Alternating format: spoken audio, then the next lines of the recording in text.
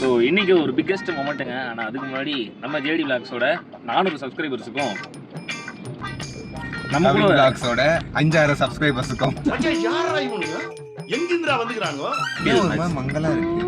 அது camera quality இப்படி யாரு பாப்பா?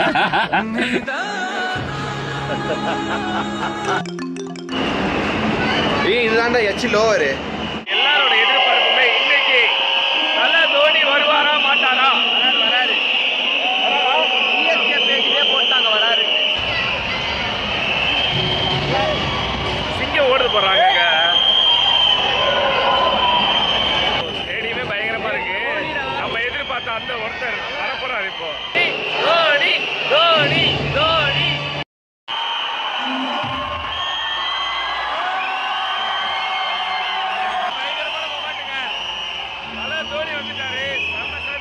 இப்போ வந்து நாங்கள் இன்றைக்கி தலை தோனி வந்து விளையாடுவார்னு எதிர்பார்த்தோம், விளையாடல.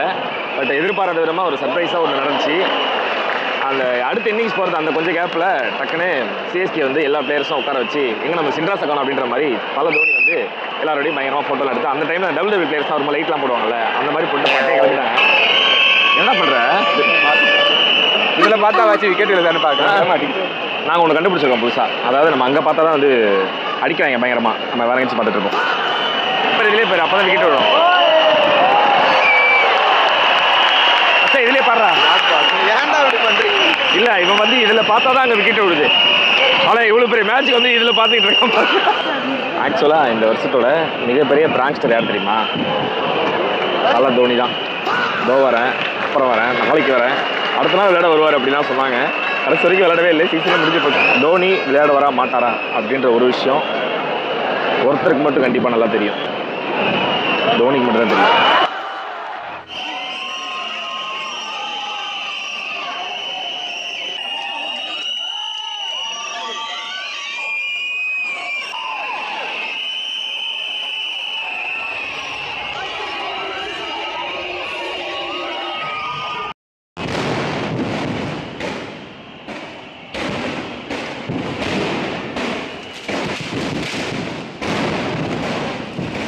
ஒரு மனுஷன் இவ்வளோ உயரத்துக்கு போனாலும் இப்படி அமைதியாக அவரோட வெற்றியை வந்து பெருசாக கொண்டாடாமல் நிறைய பேருக்கு இன்ஸ்பிரேஷனாக அந்த அளவுக்கு ஒரு பொறுமை, ஒரு லீடர்ஷிப் அப்படின்னு சொல்லிட்டு நம்ம லைஃப்பில் எக்கச்சக்கமான விஷயங்களை நம்ம எல்லாருக்கும் சொல்லிக் கொடுக்குறாங்க.